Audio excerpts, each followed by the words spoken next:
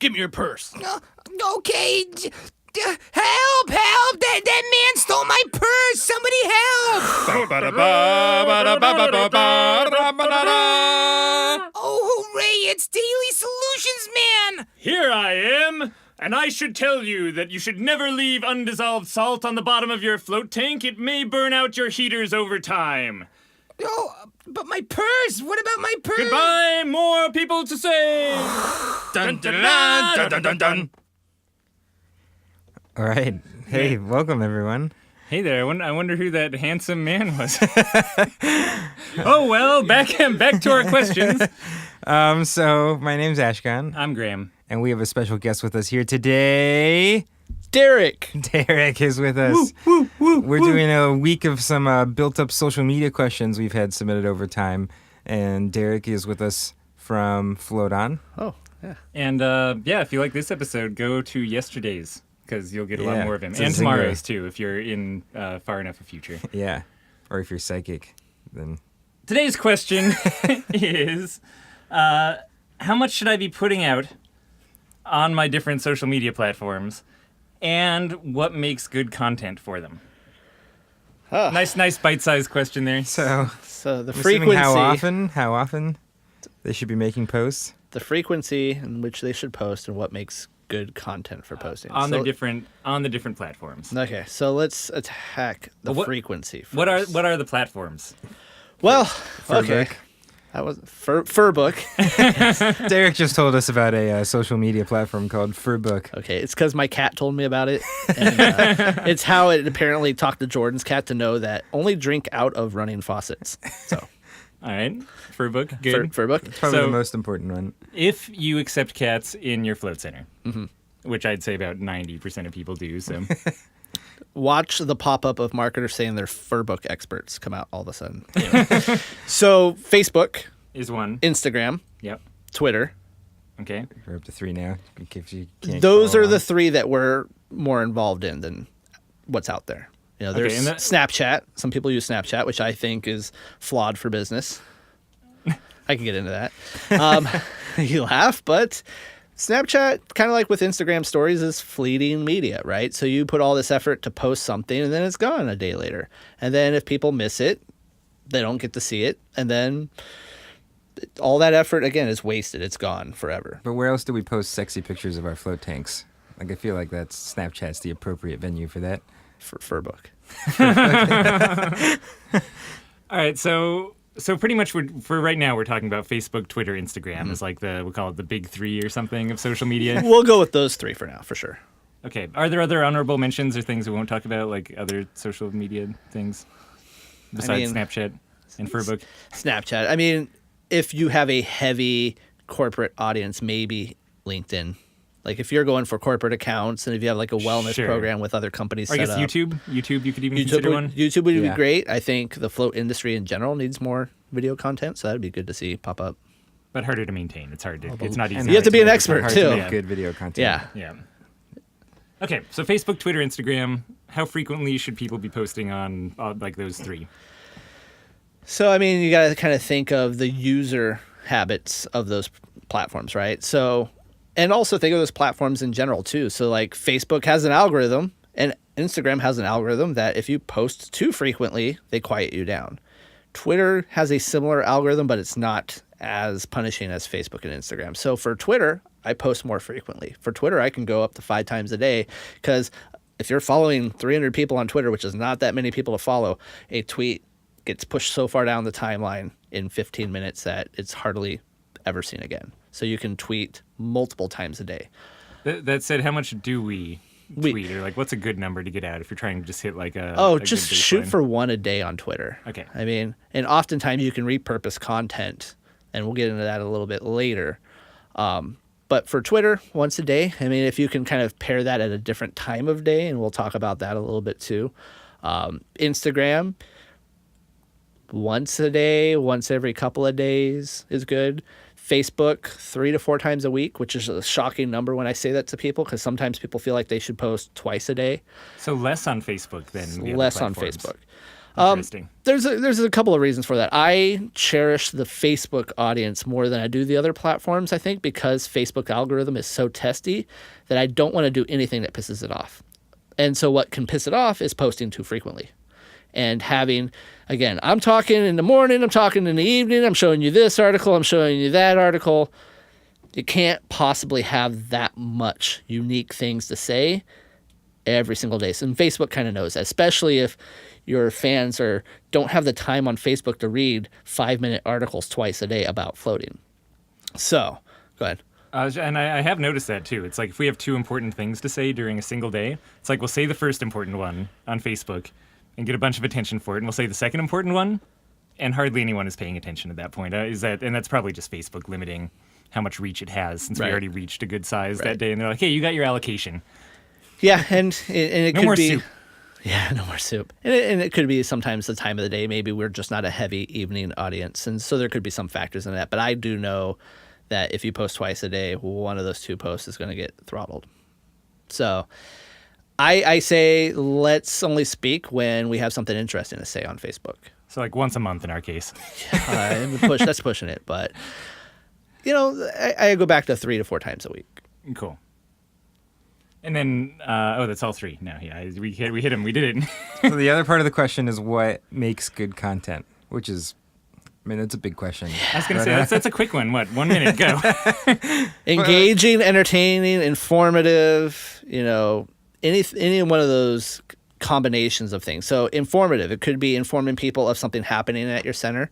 Educational, it could be informing them, about floating. Entertaining, it could be something fun that's happening around the shop. At this moment, what would be good, entertaining content is what Graham and Ashcon are doing behind the microphone. So they're just kind of pantomiming and doing puppet arms. And, sometimes that personality is great on social media. And it's weird to have someone reporting on our activities. Usually we just do this and, no one knows No, about I am Mr. Fourth Wall. I will break down anything I see here. I guess what I think is, you hear a lot about posting stuff that is personable and kind of takes away that veil of the being a faceless corporation sort 100%. of stuff, which I think is good. Is there the stuff I think that's a little bit harder to find out just from the casual, I'm trying to run my Facebook account as a small business owner perspective, is I guess maybe a little bit more of the technical stuff. We talked about this a little bit in the last episode, but Facebook and I guess probably to an extent these other platforms as well, like depending on literally like what you're posting in terms of content wise or exactly how much text is on an image or the length of things will like mess with the algorithms and kind of change the reach that you're receiving. And those things change all the time and they're constantly trying to adjust them. But are there some more universal truths? Because like with SEO, things change all the time too, but you still always want to have like keywords and you always want to have things linking back to you. There's just some kind of like fundamentals of it that I think don't change as often or will probably be there for a long time. Is there similar stuff like that with Facebook and some of the other platforms? So whatever's consistent to your quote unquote, here's a marketing term, brand voice. So if you're fun and playful and whimsical, the words on the page should be fun and whimsical and playful. The photos you share should be fun, whimsical, and playful. There was a whole period of time where we just posted rubber duckies of different sorts that were placed all around Float on our page, and people loved it because there's randomly stashed rubber duckies all around Float on. It's kind of like this Easter egg. I was just there. I was in our shop last night, and I was trying to find something in our back little storage room, and I came across a basket just full of different rubber duckies that I had never seen before. And it was labeled rubber duckies. I was like, what's that basket labeled rubber duckies? Someone obviously doesn't follow our own Facebook page. That's why you have me to run it. So I actually brought a rubber ducky back from Rise in St. Louis that I know we didn't have. So I'm going to put that in the shop. So it's a thing now. To the flock. Yeah, it's a thing now. So, that type of fun stuff. There was a great post that people loved when maybe some employee that shall remain nameless, but you can go see it on Facebook, put dishwasher or hand soap in the dishwasher. And then all of a sudden there were suds all over the back room and them frantically trying to clean it up. And another keen employee took a picture on their cell phone and sent it to me. And it was great content. Yeah, they had bubble beards and stuff. That was actually to date still one of like the best organic pieces of content we've put out, I think. Yeah, so that type of stuff. Because what that does is it breaks down your corporate face and people realize it's just a business ran by people who are having fun, doing a thing they love, and just wanting to share it with you. So what I'm hearing is, if you have a problem with seeming too corporate, you should hire some actors to play your children and take photos of you with them Yes. playing with bubbles. Yeah, of course. Bubbles. And rubber duckies. Great. I think the audience can take that away, yeah. Yeah, it's actionable. And but what about like the more technical side of it? Like, is there a benefit to posting images over text, over videos, or what in terms of just the stuff that like might not be as intuitive to people from the beginning? So this is a moving target that changes. Like what could be important now in Facebook's eyes could be not important later. And as far as the technical details, like anything that keeps people on the Facebook platform is preferred by Facebook. So anything taking them to another website. It's not surprising. And while there is a browser that's in Facebook and you can hit a back button and go straight back to Facebook, it's still giving them a chance to go deeper into other sites that aren't Facebook, because Facebook has ads and they want to show you ads. And it does seem like it feels like Facebook's just trying to create their own internal internet. Like they have their own video platform, they host images, they have their own like marketplace now where you can sell things. So they're really hot on their video platform. They want a lot of video content, so that anything that can get shown that is uploaded straight to Facebook is a lot better than sharing a YouTube or a Vimeo link. And again, yeah, that seems unlikely to go anywhere, just because I see Facebook selfishly wanting to keep the audience on their site for as long as possible, forever. So right. And so when it comes to, when you do have to share something that's not as favorable to Facebook, like an external link, there are some technical things you can do. I touched about this in the last episode, but you don't just say, here's a great article on floating. You say something that really can pull on those heartstrings within the article, or a great quote. I sometimes like to pick the best line out of an article and just share that in quotes with no other context other than just it's obviously the article and you can click through and you can read it. Like anything that's really just pulls people into your world. And yeah, while it's Facebook's world, you want them to understand more about floating. And I got another question for you. Sure. This is actually, it's the first part of the question we're answering, so it's not all my question. I can't take full credit. Okay, so Twitter, like it's like once a day. Instagram is once every day to 2 days. Facebook is once every 2 days for posting, roughly. Is there, if you're dropping the ball and you're not getting out a post a day for Twitter or et cetera for the other platforms, is there an amount where you're not posting very much, where they start to penalize you? Like, what's the minimum, assuming you really don't have that much time, that you should be getting out on each of these things? Oh, I would say at least for Facebook, twice a week. Like, you don't want to go once a week or once every 2 weeks really posting. Okay. And then for Twitter and Instagram, about the same? Twitter is, again, one of the more forgiving. Even though they have an algorithm, it's relatively new. If it's good content, if it's real-time content, not just the same article you're sharing over and over again, it will help you to share that probably once a day. Like Twitter, you can actually schedule Twitter really easily. And I would schedule Twitter before I would schedule anything else. And that's going into the kind of technical side, what makes good content. Don't schedule on Facebook, even though it gives you the ability. And while there are some abilities like using Hootsuite to schedule on Instagram, don't schedule on Instagram. Because again, Facebook wants to reward those people who are spending time on their platform. And that goes two ways. You as a content producer, if you're doing it natively through either the Facebook app or even better, the desktop version where there's more ads.